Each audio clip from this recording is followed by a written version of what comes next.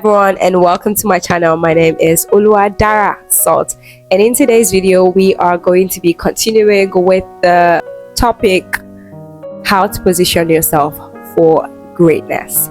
If you are new here, you're welcome to the channel. Please ensure you like the video, share the video, subscribe to my channel, and drop your comments in the comment section down below. If you are a returning subscriber, you're welcome back. How do you do? Please do not forget to like the video, share the video, and drop your comments in the comment section down below. Without further ado, let's get into what we have for today. In the previous episode, we talked about the starter pack for positioning yourself for greatness. If you haven't seen that video, please ensure you watch the video.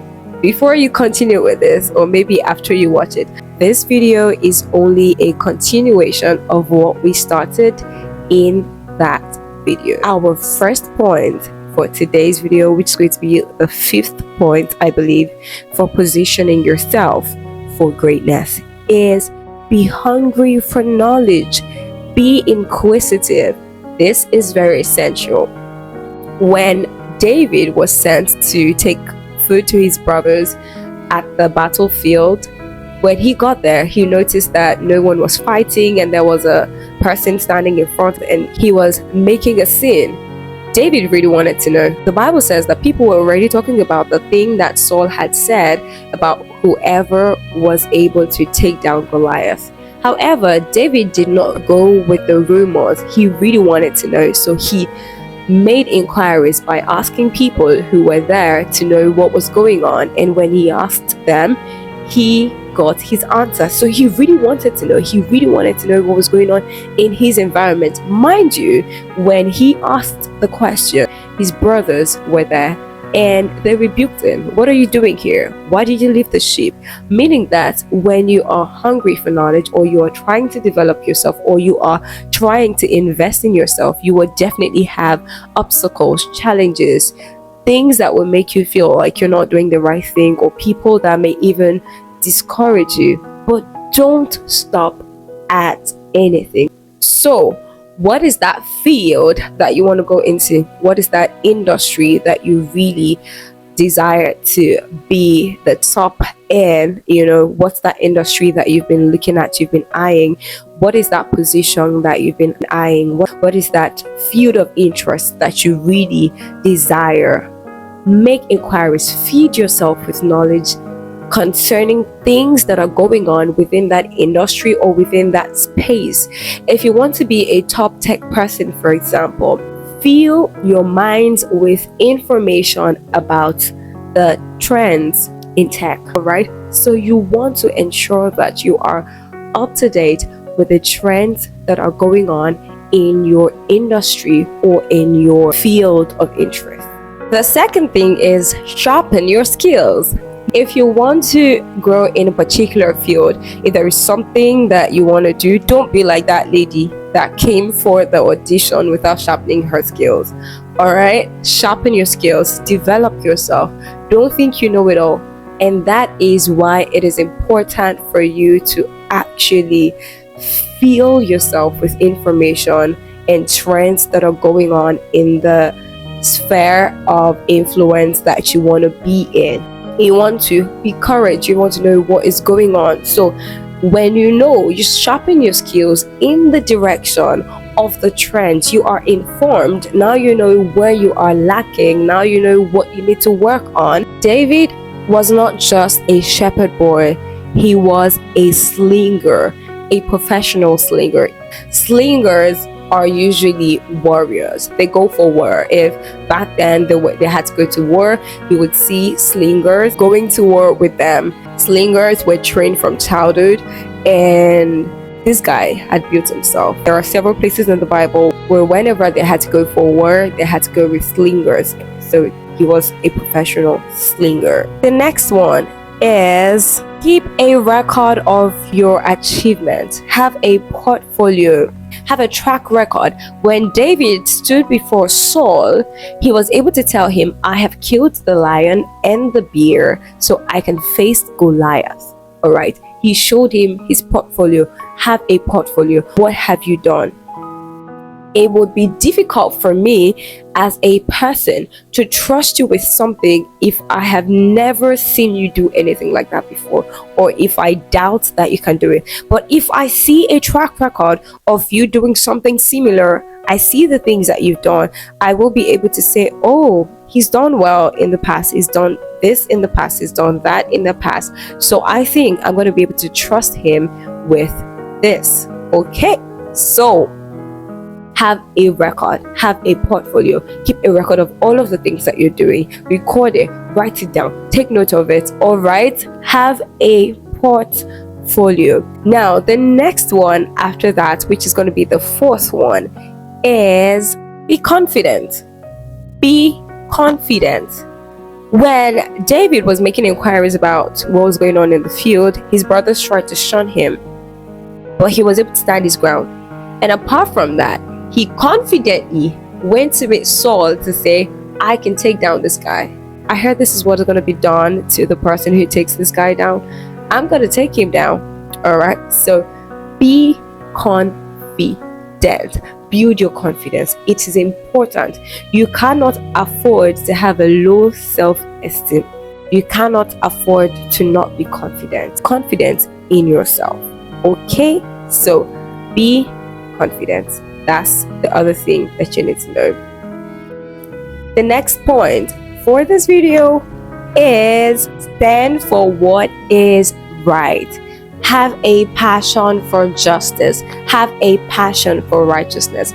Behind David's confidence and David's bravery to face Goliath and bring him down was his burning desire for righteousness. The fact that he was a Jew and the guy that was oppressing them was a non-Jew was what made him angry. And he was like, who is this uncircumcised fellow who is standing against the God of Israel? So his burning desire for righteousness, his burning passion for righteousness was what made him defeat Goliath. So you want to position yourself for greatness, you should have a burning desire for righteousness. Stand for what is right. Stand for justice. Stand for righteousness. Okay, let people know that you are a person of integrity. Let people know that you stand for what is right always. All right, so have a burning desire for righteousness.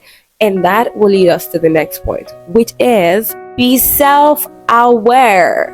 Understand your strengths and weaknesses. Don't be like that lady who stood before people to audition and she wasn't good at all. Her voice was nothing to write home about, and she was praying for the favor of God. No, understand your strengths and weaknesses. When David was told to go fight Goliath with Saul's armor and swords, he refused. Why? Because he knew that those were not things that he could work with. He was aware of his strengths and his weaknesses, which is going to lead us to the next point, and that is, if you have to choose between smart work and hard work, always choose smart work. If you have to choose between smart work and hard work, again I say always choose smart work. Hard work would have been David trying to fight Goliath with the sword, because he would have had to face Goliath in a combat. But using the sling and stone made things easier. David understood that using the sling and stone would not require him to face Goliath in a combat. All he would have to do was just to shoot. It's like having to choose between using a sword and a gun. Which would you go for? The gun. Why? Because the gun is the smarter way, and that was exactly what David did. So if you have to choose between smart work and hard work, please go for the smart work. It's easier and better, and it puts you in a better position actually. So smart work over hard work is one of the things that we learned from David, and this was one of the things that helped him to position himself better for greatness. The next point is have multiple skills.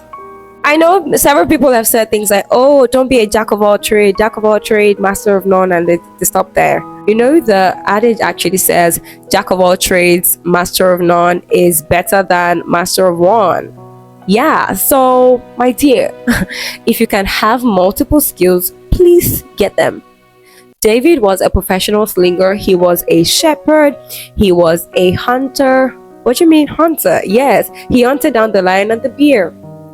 He was a hunter. He was a slinger. He was a songwriter. He was an instrumentalist. He was so many things in one. He was a warrior. Dude was gifted, and of all of these things, he was able to use his music gift to gain access to the king. So have multiple skills. Ecclesiastes chapter 11 verse 1 says, cast your bread upon many waters, because you really don't know which is going to get you the returns. All right, so have multiple skills. You really don't know which is going to be of the greater advantage or the greater good for you, except of course if God has told you to focus on one thing, and that one thing is what is going to get you to that level of greatness. All right, so have multiple skills. Have multiple skills. The next point in this episode of the series, Positioning Yourself for Greatness, is knock on that door. Knock on the door, baby. You've been able to build yourself. You have built credibility. You have built yourself. You have built your portfolio. You have built a history for yourself. Now it's time for you to take the bold step and knock on the door. We've talked about confidence, right? Take the bold step, knock on the door. Okay. David was able to take the bold step. He went to Saul when everybody told him that he was doing the stupid thing. He was doing the worst thing that he could ever do. He went to Saul and he said, I'm going to take this guy down. So, baby, knock on the door. Knock on the door that you are aiming at. Now that you've built credibility, now that you've worked on yourself, now that you've developed yourself, now that you are self-aware and you've been able to make up for your areas of weaknesses, you've taken up responsibility, you are accountable, you are a man of integrity, you are a person who has a heart for justice, you have the heart for right things.